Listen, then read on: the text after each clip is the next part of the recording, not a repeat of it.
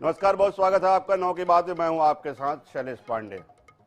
सूबे में तनाव बा, यानी बिहार में चुनाव बा।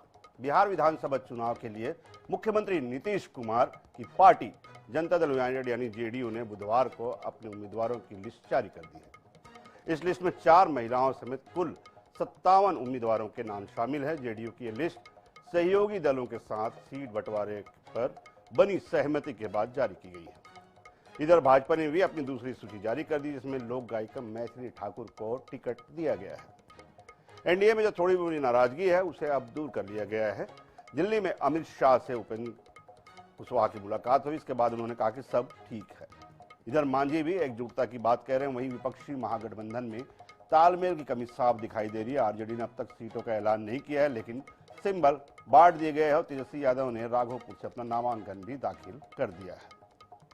तो बिहार में लगातार समीकरण बनते बिगड़ते जा रहे हैं। एक तरफ एनडीए सीटों के बंटवारे के मामले में कहीं न कहीं महागठबंधन से आगे निकल चुकी है, तो वहीं अभी भी आरजेडी और कांग्रेस के बीच गुत्थी सुलझती हुई नजर नहीं आ रही है। वीआईपी के सहनी अभी भी अपनी सीटों के अनुपात में अड़े हुए हैं।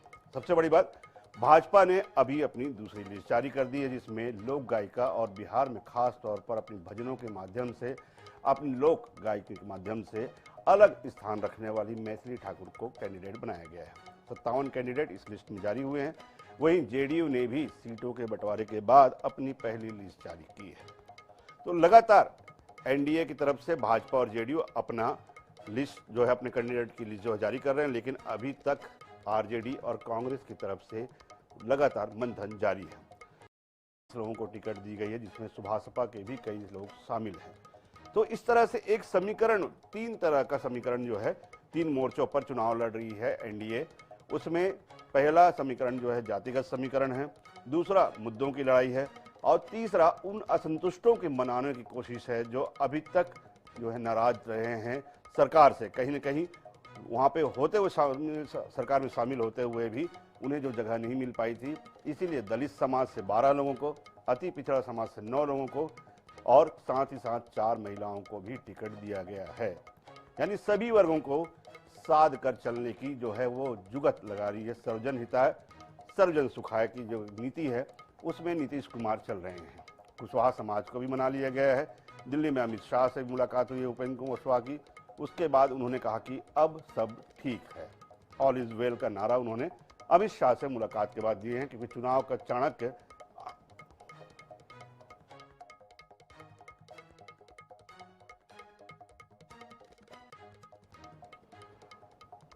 तो अमित शाह चुनावी चाणक्य जो माने जाते हैं, उन्होंने अब उपेंद्र कुशवाहा की नाराजगी दूर कर ली है, ऐसा माना जा रहा है, क्योंकि अमित शाह से मुलाकात के बाद ऑल इज वेल का नारा जो है उन्होंने दिया है। वहीं अगर हम प्रशांत किशोर की बात करें तो 150 सीट पर उन्होंने जीत का दावा किया है। उनकी पार्टी जो इस बार पहली बार चुनाव में है, उससे कम सीटें आई तो जन सुराज की हार होगी और हम चुनाव नहीं लड़ेंगे। ये प्रशांत किशोर की जो है वो ऐलानिया बयान है। उन्होंने उसमें 150 सीट का दावा अपनी तरफ से किया है कि 150 सीटें उनकी झोली में, यानी जनसुराज पार्टी की झोली में आएंगी। हालांकि बात यह है कि जनसुराज पार्टी को अभी तक जो है बिहार में जनता उतनी गंभीरता से नहीं ले रही है। प्रशांत किशोर एक अच्छे चुनावी विश्लेषक माने जाते हैं। एक समीकरण जो है चुनाव का जो बनाते रहे हैं अभी तक तमाम पार्टियों के लिए, लेकिन उन्हें उतना अच्छा राजनीतिज्ञ जो है वो नहीं माना जाता। समीकरण जो है वो राजनीतिक विश्लेषक बहुत अच्छा माना जाता है। तो राघोपुर में पावर शो दिखाई दिया है राजद का। वहाँ पर तेजस्वी यादव ने अपना नामांकन भरा है। लालू राबड़ी भी रहे हैं। कल ही लालू राबड़ी और तेजस्वी जो हैं वो लैंड जो स्कैम है उसमें से जो है उनकी पेशी हुई है, आरोप तय हुए हैं, उसमें फैसला आना बाकी है। भाजपा चाहेगी कि जल्द से जल्द वो फैसला आए, जल्द से जल्द आरोप जो है वो उन्हें सुनाया जाए कोर्ट के द्वारा, ताकि एक लीड जो है चुनाव में ली जा सके। लैंड स्कैम जो है वो ठेके के बदले में जमीन का जो मामला है, उसके मामले में कल ही चार्जशीट जो है वो पेश हुई है और आरोप तय किए गए हैं। दूसरी तरफ आप देख सकते हैं मंत्री कृष्णा पासवान, वो भी अभी तक चुनाव और नामांकन नहीं भर सके हैं। कल वो नामांकन भरेंगे, 2 मिनट लेट पहुंचे। इस तरह से राघोपुर में एक जो आज पावर शो दिखाई दिया है। तो आपको बता दें, कृष्णा पासवान को 2 मिनट लेट होने पर चुनाव अधिकारी ने वहां पर जो है वापस लौटा दिया।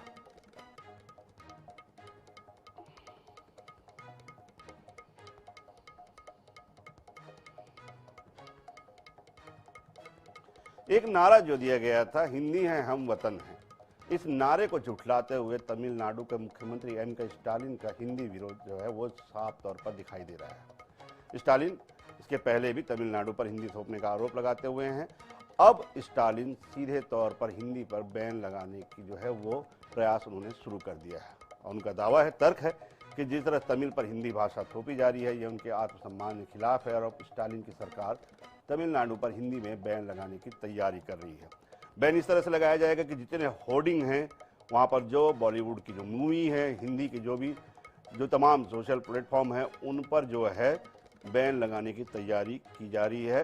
तमिलनाडु सरकार इसके लिए बाकायदा एक विधेयक भी लाएगी विधानसभा में और उसके बाद इन तमाम चीज़ों पर बैन लगाने के लिए उस पर मुहर लगा दी जाएगी।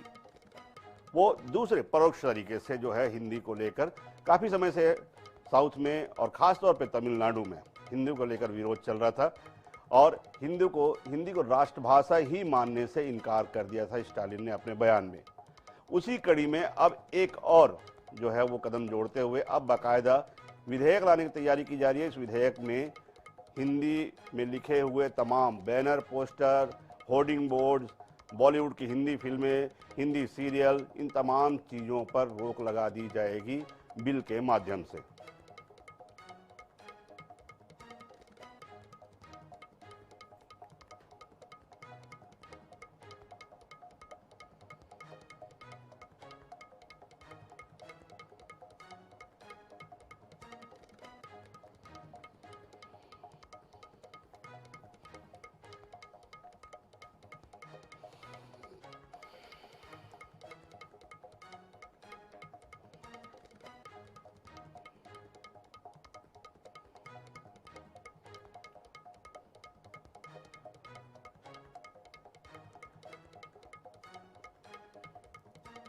तो लगातार स्टालिन की ओर से ये जो है वो तमिलनाडु में ये प्रयास किया जा रहा है कि कहीं न कहीं हिंदी को लेकर जो विवाद साउथ में छिड़ा हुआ है, खासतौर पर तमिलनाडु में छिड़ा हुआ है। पहले के उनके 3 बयान बताते हैं। पहले भी उन्होंने कहा था कि जिस तरह से हिंदी जो है वो उसे हावी होने का प्रयास किया जा रहा है, हिंदी भाषियों द्वारा तमिल के लोगों को दबाने का प्रयास किया जा रहा है। अब एक बाकायदा विधेयक लाया जा रहा है। प्रोफेसर रचना विमल हमारे साथ में हिंदी के प्रोफेसर हैं, हिंदी की ज्ञाता शिक्षाविद हैं। मैम, बहुत बहुत स्वागत है आपका INH न्यूज़ में। नई जो खबर हम बता रहे हैं, खबर यह है कि मुख्यमंत्री स्टालिन सीधा सीधा एक विधेयक लाने जा रहे हैं विधानसभा में। उस विधेयक में यह होगा कि हिंदी में लिखे हुए जो होर्डिंग है, बैनर हैं, बॉलीवुड की हिंदी फिल्में हैं, डॉक्यूमेंट्री हैं, तमाम तरह के पोस्टर हैं, उन सब पर बैन लगा दिए जाए। यानी कि अब बैंकों में, सरकारी जो कार्यालयों में हिंदी में लिखे हुए बोर्ड नहीं दिए जाएंगे। पहली आपकी प्रतिक्रिया?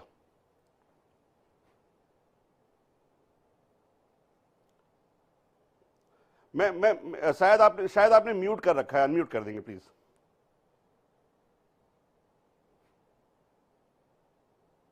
आपकी आवाज हम तक नहीं आ पा रही है।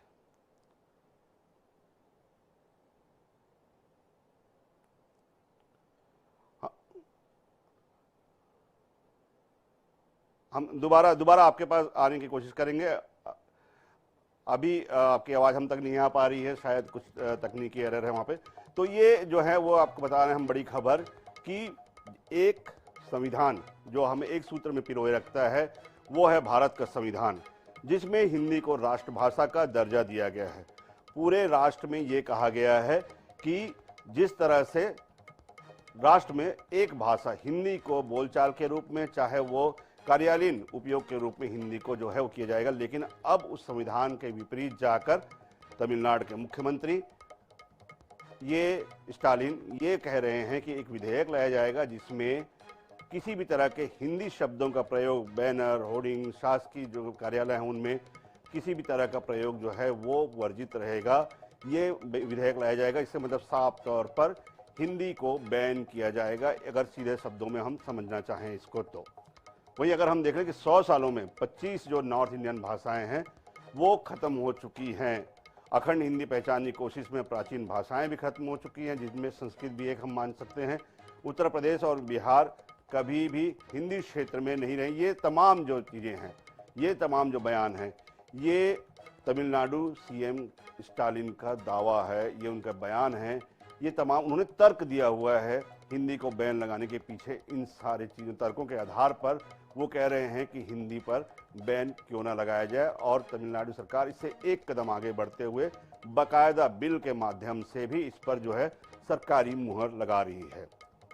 तो हम बता दें कि न केवल संविधान को लेकर, अगर हम संविधान की ही बात करें, न केवल संविधान को लेकर, अलबत्ता जो हमारी पहचान है, हिंदी हमारी हम पहचान कहते हैं, जो हम तमाम बोलचाल की भाषा हो, चाहे उपयोग में, कार्यालय उपयोग में हो, तमाम चीज़ों को लेकर, चाहे हमारी वो राष्ट्रगान की बात कर ले, तमाम चीज़ों में हम हिंदी का ही उपयोग करते हैं। और अगर ये कदम उठाया जाता है तो पूरे देश में पहला राज्य होगा जहां पर राष्ट्रभाषा को बैन किया जाएगा।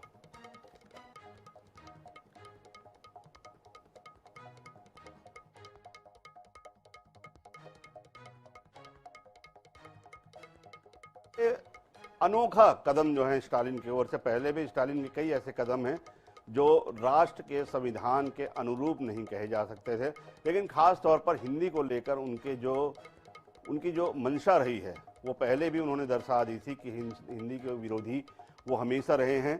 इसके अलावा न केवल हिंदी विरोधी, बल्कि जो हिंदू संविधान में जो जो चीज़ें हैं, चाहे वो गौमांस की बात कर लें तब भी उन्होंने अपना विरोध दर्ज किया था। इसके अलावा हिंदू को लेकर जो है तब भी उन्होंने अपना विरोध दर्ज किया था। साउथ और नॉर्थ को लेकर उन्होंने बात की तब भी उन्होंने नॉर्थ का विरोध किया था। ये तमाम कदम जो हैं वो दिखाते हैं कि कहीं ना कहीं तमिलनाडु के जो सीएम है न केवल हिंदू को लेकर बल्कि ज़बरदस्त तरीके से हिंदी का भी विरोधी हैं। और उनका तर्क है कि जबरन हिंदू को तमिल में थोपा जा रहा है, तमिल के ऊपर, तमिल को खत्म करने का प्रयास किया जा रहा है।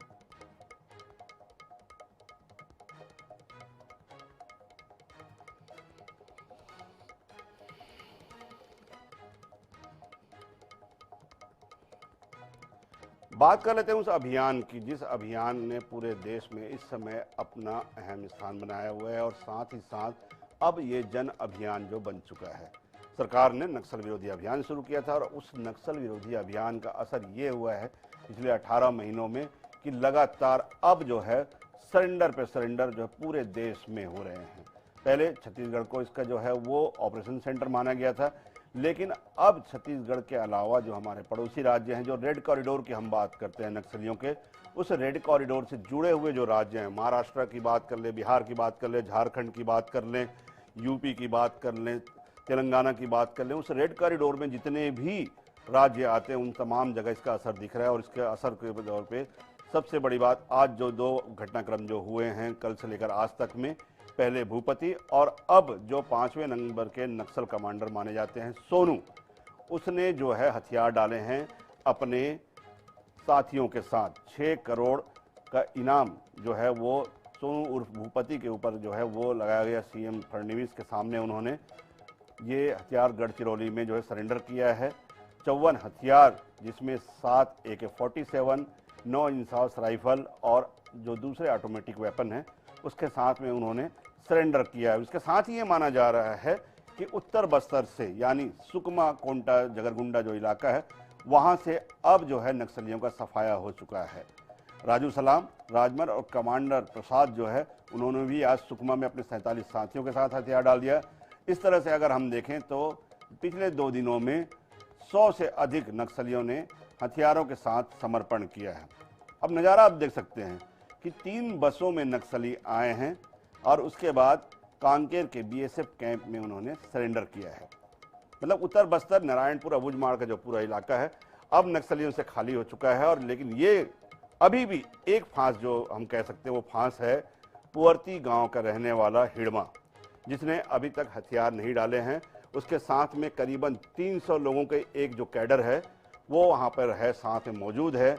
कहा जाता है बस्तर में ही मौजूद है 300 लोगों जो कैडर हैं, उनके साथ 300 लोगों के साथ अभी भी माड़वी हिड़मा जो है वो जंगलों में छुपा हुआ है।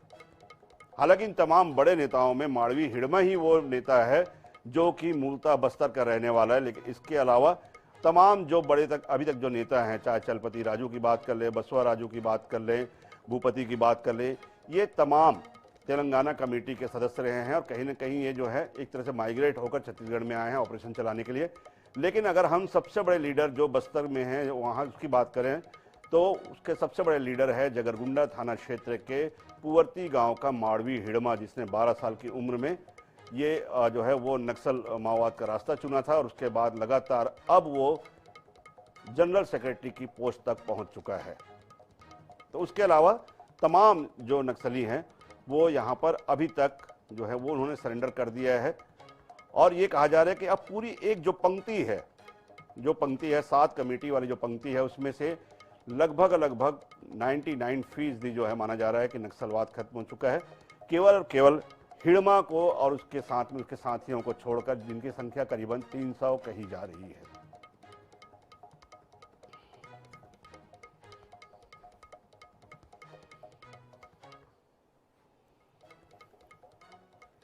तो लगातार नक्सली जो है चाहे गोली के डर से कह लें या फिर अपने जो अन्य साथी हैं उनसे प्रेरित होकर कह लें, लेकिन एक खौफ तो है और इस नक्सल ऑपरेशन, एंटी नक्सल ऑपरेशन का असर यह दिखा है कि तमाम बड़े लीडर जिसमें सीसीएम है, पोलित ब्यूरो है, तमाम जो बड़े लीडर हैं उन्होंने सरेंडर किया। हमारे साथ में गौरव हमारे सहयोगी जुड़े हुए हैं।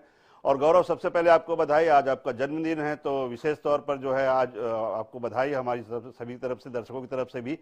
गौरव, जिस तरह से एक जो हम कहते हैं कि तमाम जो पंक्तियां हैं अगर 7 कमेटियों में हम अलग अलग बांटे, पोलित ब्यूरो से लेकर सीसीएम से लेकर सीसीएस से लेकर और वहां से लेकर आखिर में पीएलजीए तक, अगर हम देखें इन 7 कमेटियों को लेकर तो तमाम जो बड़े नेता है, चाहे भास्कर राव, नरसिम्हाचलन, इसके अलावा जो है वो बसव राजू, ये तमाम जो बड़े नेता है, मंजू है जिसको कहा जाता है कि गुरसव सैनी की जो पत्नी है मंजू मालती, तमाम जो लोग हैं इन्होंने अब तक सरेंडर कर चुका है।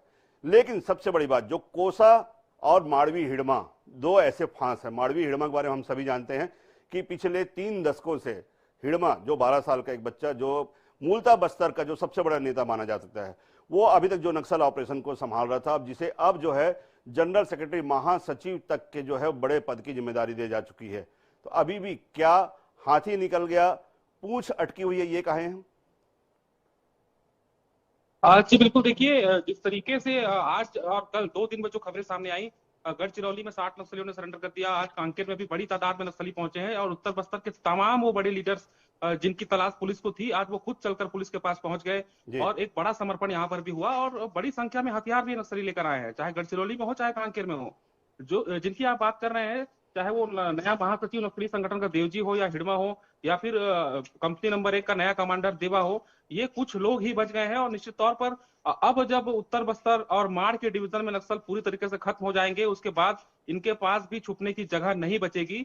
जरूर कुछ अंश बचा हुआ है नक्सलवाद का, लेकिन जिस तरीके से ऑपरेशन चलाए जा रहे हैं, जिस तरीके से दबाव बनाया गया है नक्सलियों पर, मुझे लगता है कि बहुत जल्द ये जो बचे हुए लोग हैं ये भी या तो समर्पण करने दौड़ते हुए पुलिस के पास आएंगे, या फिर जिस तरीके से ऑपरेशन में काम किया जा रहा है, नक्सलियों का इनकाउंटर किया जा रहा है, अगर इस समर्पण को तैयार नहीं होंगे तो बहुत जल्दी इनका इनकाउंटर भी हो सकता है। हालांकि सुकमा के जो इलाका है वो काफी जटिल इलाका है, वहां पे ऑपरेशन इतने कारगर नहीं हो पाते हैं, लेकिन उसके बाद भी लगातार फोर्स प्रयास कर रही है और बहुत जल्द जो अमित शाह ने टारगेट किया था केंद्रीय गृह मंत्री ने, वो बस्तर में पूरा हो सकता है, ऐसी संभावना नजर आने लगी है। जी, तो बिल्कुल एक संभावना नजर आने। शुक्रिया गौरव, आपको पूरी जानकारी के लिए, हमारे साथ जुड़ने के लिए। गौरव, हमारे सहयोगी बता रहे थे कि पूरी संभावना इस बात की है कि अब कहीं न कहीं वो समय आ चुका है जिसका दशकों तक इंतजार था लोगों को, बस्तर में अमन चैन का जो बेला है वो आ सकती है। क्योंकि अगर हम देखें बस्तर को छोड़कर तो बाकी जो राज्य हैं जहां से सबसे ज्यादा, जहां से माइग्रेट होकर नक्सलवाद बाकी राज्यों में आया, वो है पश्चिम बंगाल। पश्चिम बंगाल के अगर नक्सलबाड़ी से होकर आया था और पश्चिम बंगाल का नक्सलबाड़ी आज अगर नक्सलियों से मुक्त है, वहीं सबसे बड़े जो लीडर हैं तमाम जो हैं वो है तेलंगाना कमेटी के। अगर तेलंगाना जो है वो आज नक्सलवाद से मुक्त है, झारखंड जहां पर लातेहार और तमाम जो जगह है वो हमेशा से नक्सल प्रभावित रहा है, जहां से छत्तीसगढ़ में नक्सल जो है वो आए थे, अगर वो शांत है, ये तमाम एरिया अगर शांत है और केवल बस्तर अगर मान लो अशांत काबू बना हुआ था, ऑपरेशन सेंटर बना हुआ था और बस्तर में जिस तरह से नक्सलियों को सफाया हुआ है, तो निश्चित तौर पे ये आप उम्मीद जता सकते हैं कि आने वाले समय में पिछले 4.5 दशकों से जिस नासूर के से लोग परेशान रहे हैं, वो नक्सलवाद का नासूर अब खत्म होने की कगार पर है। बढ़ेंगे अगली खबर की ओर। परासिया में जहरीले कफ सिरप का शिकार एक और बच्चा हो गया है। 3 साल की मासूम अंबिका विश्वकर्मा ने महाराष्ट्र के नागपुर में इलाज के दौरान दम तोड़ दिया। जानकारी ये कहती है कि अंबिका को 14 सितंबर को अस्पताल में भर्ती कराया गया था, जिसका 1 महीने से इलाज चल रहा था। नागपुर के अलग अलग अस्पतालों में भर्ती बच्चों की संख्या जो थी वो कुल 23 हो गई है, जिनकी मृत्यु हो चुकी है। इनमें से 17 मध्य प्रदेश के, जिसमें संदिग्ध दूषित कफ सिरप से संबंधित लक्षण थे। वहीं राजस्थान के बच्चे हैं। अब लगातार जहरीले कफ सिरप का मामला अंतर्राष्ट्रीय स्तर पर भी पहुंच गया है। WHO ने भारत सरकार से इसका जवाब मांगा है। कंपनी श्रीसन फार्मास्यूटिकल्स के मालिक गोविंदन रंगनाथन को रिमांड पर भेजा गया है, जहां पुलिस उससे पूछताछ कर रही है। तो आंकड़े आपको बताएं, 23 बच्चों की अब तक मौत हो चुकी है जो जहरीले कफ सिरप से हुई है।